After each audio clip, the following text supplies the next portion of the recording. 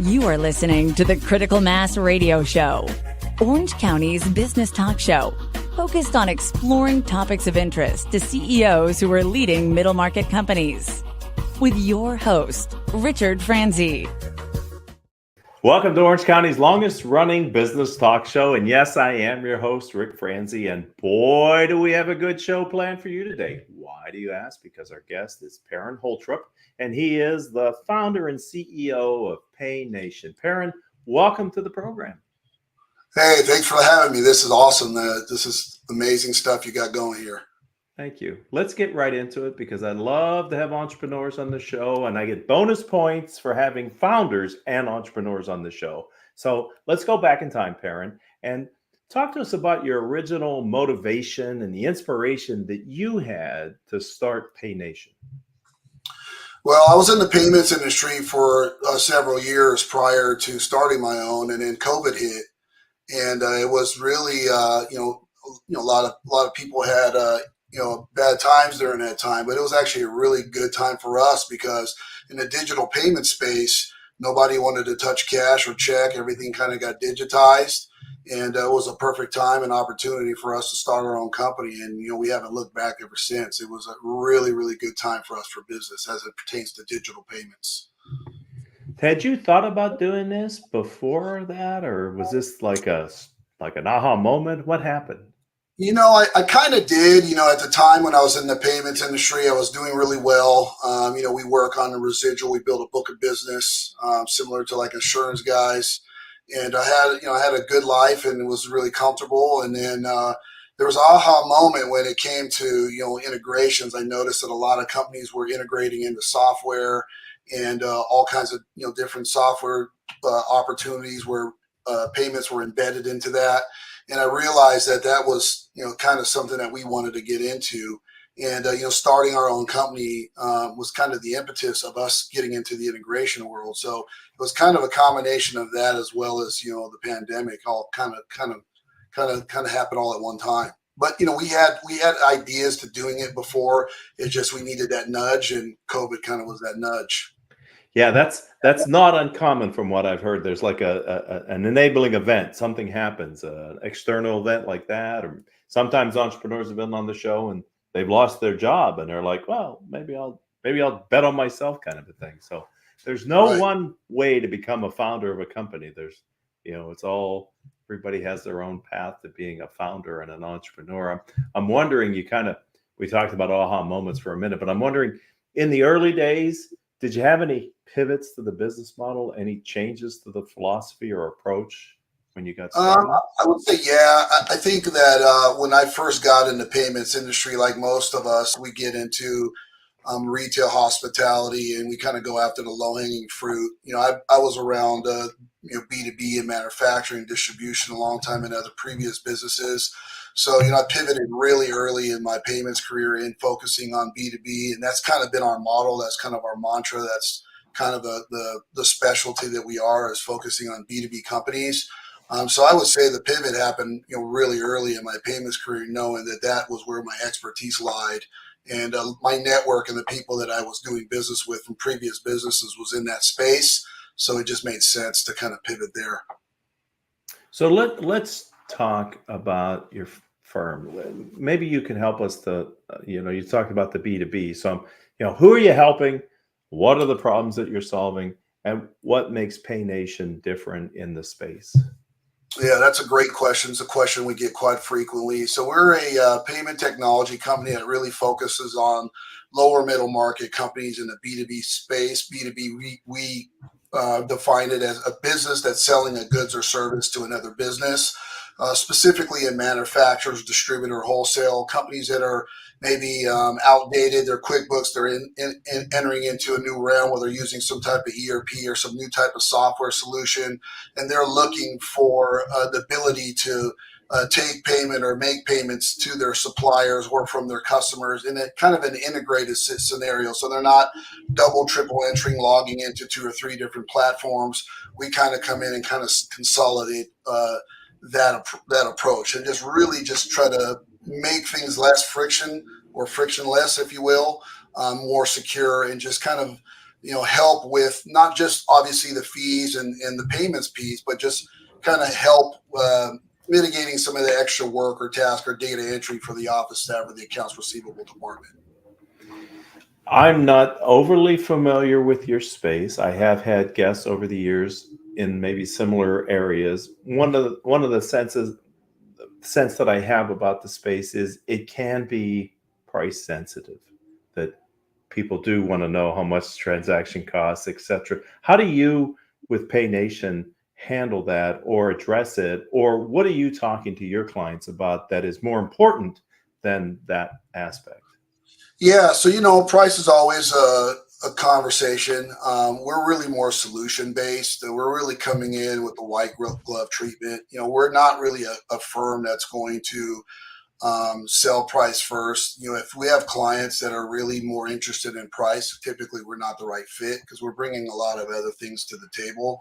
Our industry is very kind of pigeonholed a lot of times with a lot of bad actors out there that are really peddling price. Whether we all know you kind of get what you pay for. A lot of times with us, the clients that we're going after really need our help. They're growing. They need some other partners. Maybe they need an ERP solution or a new software. They may need a good CFO or a myriad of different people or disciplines to bring into their business, and we kind of facilitate a lot of that. Obviously, a lot of the things we're handling is all things payments. And accounts payable, accounts receivable, and all the software around it and automating it. But there's a lot of things out there. You got clients that are still taking payment over the phone, writing stuff on a piece of paper. You got still people taking checks. There's a lot of antiquated behavior, if you will, that we are really trying to solve for. And a lot of times when we bring that to the attention to the decision maker and really explaining or kind of showing them what's available out there, they're like, oh, okay, they see. And sometimes, price is still, on top of mind, but it's usually secondary or tertiary to the conversation. We just don't lead in with price because we have a lot more to offer than just the better price. And we don't want to be a race to the bottom and just give somebody a good price just for the sake of it. We want to make sure we're providing a great service for that client.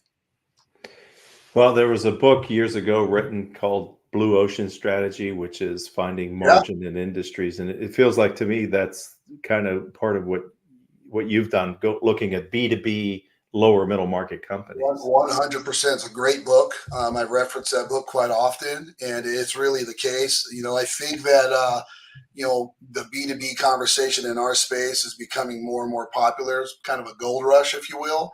So, who knows if it's going to continue to be blue ocean, but, I'm going to take advantage of it while it is, for sure. Yeah. So talk to me a little bit about security, because, again, you're so much people are being at middle market companies, lower middle market companies are such an area ripe for security and cyber attacks. And how does PayNation talk to your clients about that aspect? Yeah, security is a big, big problem. You can imagine it runs rampant in anything that has to do with financial sector.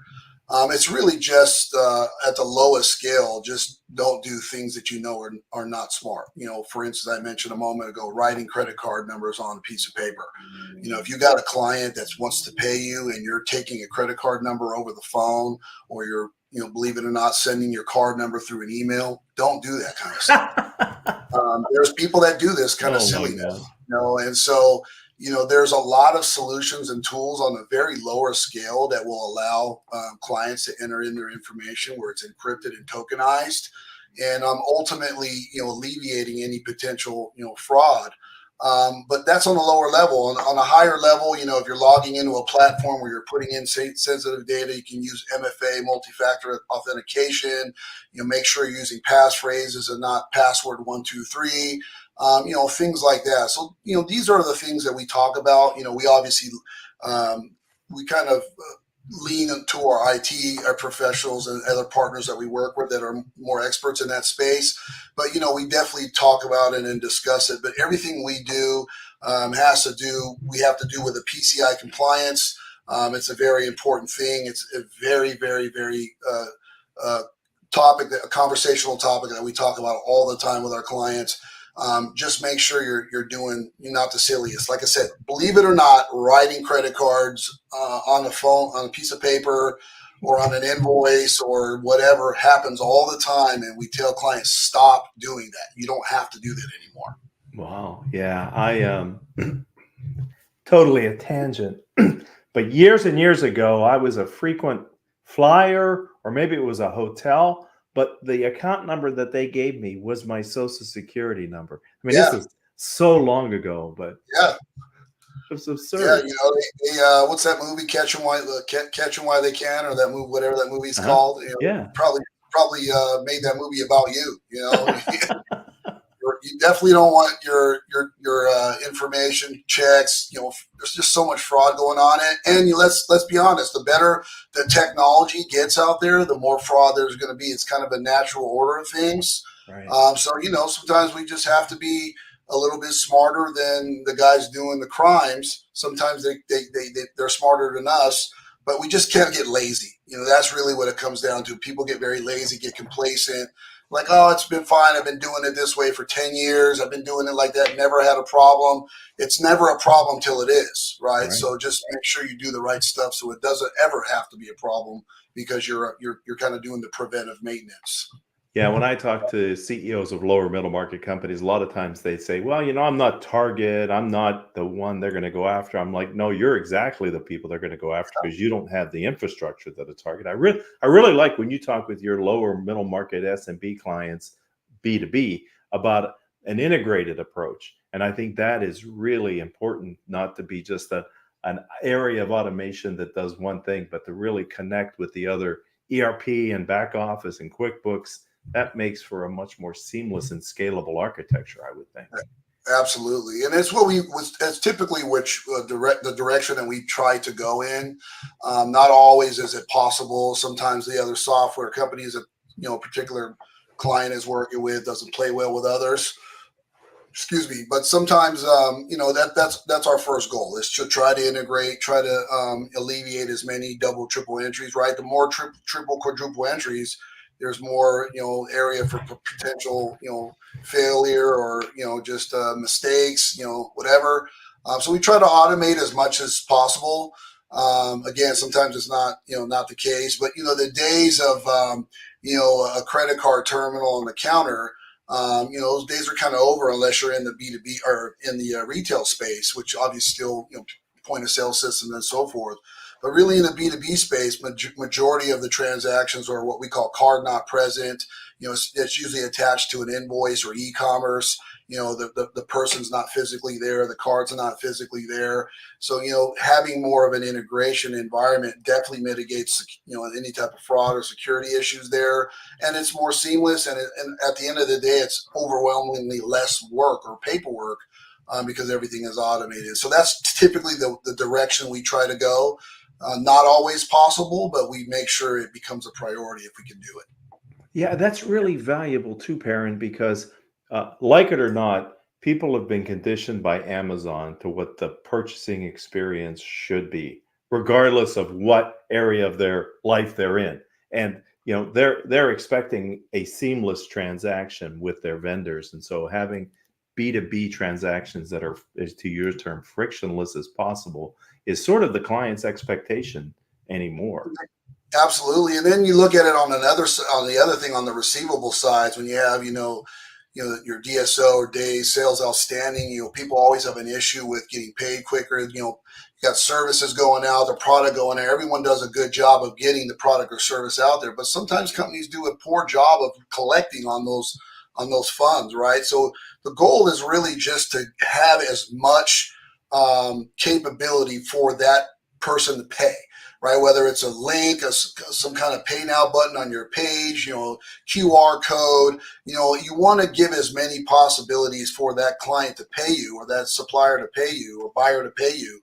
as possible. If you just say, hey, we'll send you an invoice in the mail or get to it when you get to it, those you don't want to do that. You're offering a product or service, you want to get paid, but if you're not providing the ability for someone to pay you, it's kind of your own fault. So those are some of the things that we try to do to really make it easy for their clients to pay them as quickly as possible. Yeah, the velocity of cash conversion into your business is really an area where SMBs and lower middle market B2B companies can really improve their financial performance by converting that order into cash as soon and quickly and easily as possible at a reasonable cost. Absolutely. So that conversation that you just mentioned there is a part of what we talk about, which again is not really based on price so much of, hey, what are your costs? Hey, let's talk about if we can get you paid quicker. If you got people that are paying you, net 30, net 45, net 60, net never, right? Let's find a way to get you paid quicker. So is it really an issue of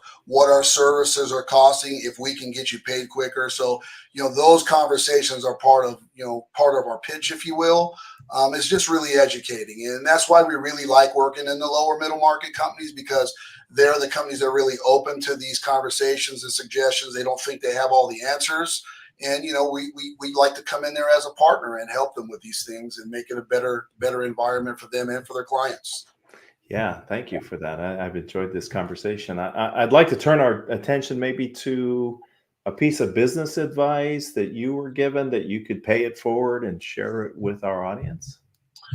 I had a small business years ago, and I had a kind of a mentor, I guess, and I was young at the time. I had a different company, and a guy told me, he said, he was an older gentleman, and he said to me, you don't want all the business, you want just the good one, the good business. And, for a long time, I didn't really understand what that meant.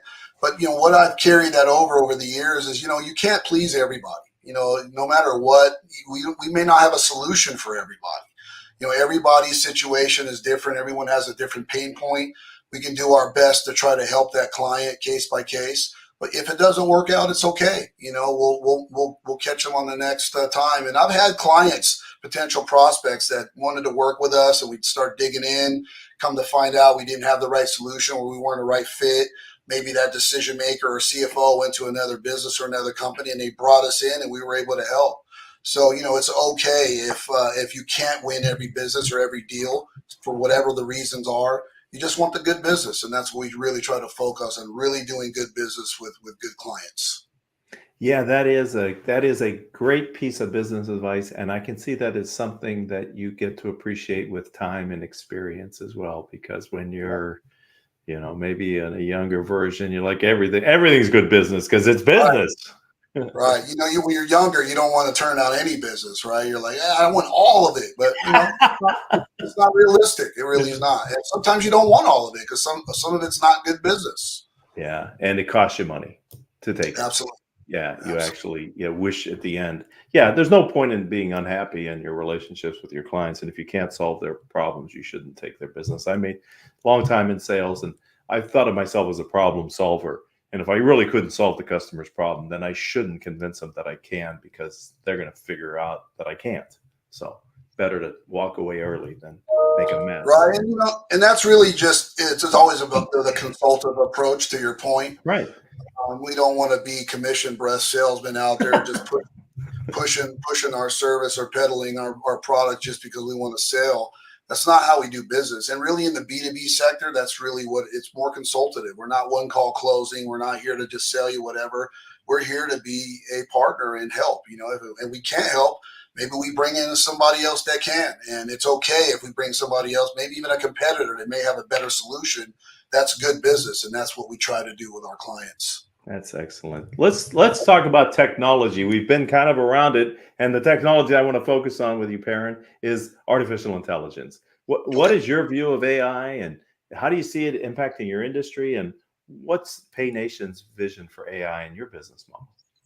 I've probably gotten this question about 10 times in the last 2 weeks. It seems to be a hot topic. I think AI is a really good, for our industry, it'll be really good because, and it is already, is really just on the underwriting aspect and risk when we're bringing on clients. And, there's an underwriting process when we bring on an account. We have AI that can kind of really help with deciphering the business and whether the risk tolerance there.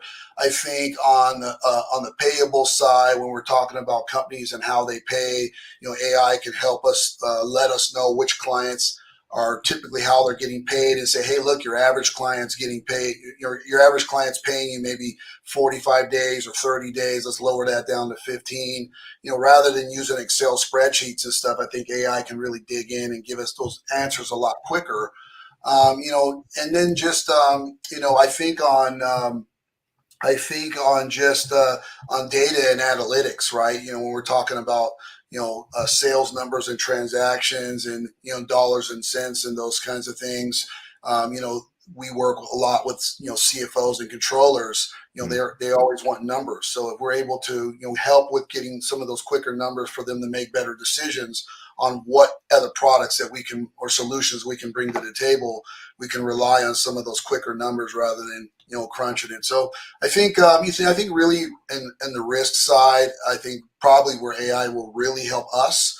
I don't really see any negatives yet, although I'm sure there will be. There's always pros and cons. I just haven't been able to see any at the moment. That's exciting. Yeah, I started asking this question about a year ago, Perryn, when ChatGPT hit the zeitgeist and everybody was talking AI. And I was curious how my guests on Critical Mass Business Talk Show were seeing AI, and it's been a fascinating conversation with each of them. Thanks for sharing your perspective. Last formal question. Let's talk about the future. You're going to be back on the show at some point in the future. Where are you taking PayNation? What's going to be different in your vision for the future?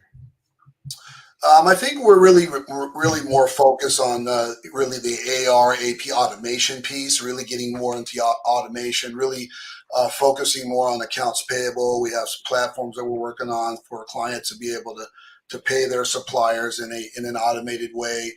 Really trying to get clients to understand the disadvantage of paying with check or any other payment modality. So I think you're going to see us really delve in more on not just an AR company, more on the AP and AR and automation, more integrations, doing more of what we're doing now, and just really digging into some of the technologies out there and platforms that are out there, maybe partnering with some companies, maybe building our own thing, but really trying to make an all-around company that's really focused on technology to mitigate security, as we talked about earlier, and just making people's life a little easier. It's the world of payments is growing. I mean, it's the B2B industry is a $100 trillion industry in terms of payments all around, not just credit card, of all types of payments.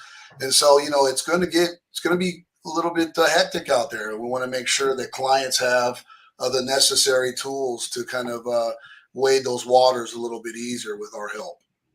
Yeah, that's so important because it really helps the company scale. You're lower middle market today, but if you've got the systems and the ability to scale your business without putting so much expense into it, you can become then a middle market company, not a lower middle market company. And it really is an important area in their business. So if someone would, so please. No, I was gonna add, I didn't mean to interrupt you. That's the really good point that you're making. There's a lot of these companies, every company is looking to get to the next level, right? So if you're a middle market company or low middle market, what are you trying to do to get to the middle market? Or some of these companies want to get to the enterprise level.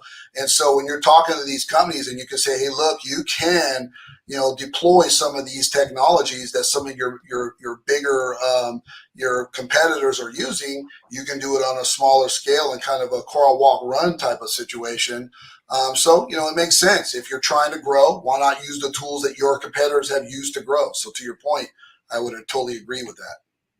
So if someone would like to connect with you on LinkedIn or learn more about PayNation, where do you say they go online? You could go to our website, paynation.us. We have a lot of information there. Our LinkedIn is PayNation US is our LinkedIn page as well. Got a lot of activity there. We're always posting new newsletters and different blogs and stuff. A lot more on this information. So go there and connect, subscribe. We got a lot of good content that's out there. And anywhere on any social media, PayNation US, we got the same handle everywhere.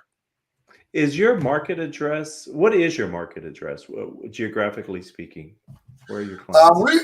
We're nationwide company in a sense that we work anywhere. I mean, we're obviously out of Southern California, but we can work anywhere in the nation and in Canada, hence the name PayNation. We have an agent channel, and we have people that work all over the country, in Texas, New York, Connecticut, Indiana, all over the place. So we're not just regulated to just California. I mean, if you have multi-location, any state, we can definitely help. Perryn, I've enjoyed the time we've spent together. Thank you for being our guest today. Hey, this was amazing. Thanks, Rick, for having me. This has been an absolute honor and a pleasure, and I look forward to coming back and maybe having some updates for you. I would look forward to that. All right, ladies and gentlemen, thank you. And the listening audience, you've been a part of Orange County's longest running business talk show. Perryn's show now becomes a part of our catalog that's approaching 1,500 episodes here in the not too distant future.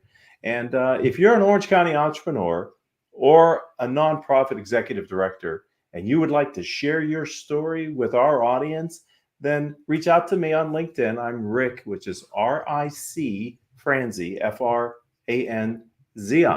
Coincidentally, that's also our company's website, rickfranzi.com. And Haley, our producer, and I will be happy to talk to you about being a guest on a future episode. Would love to have you share your story here.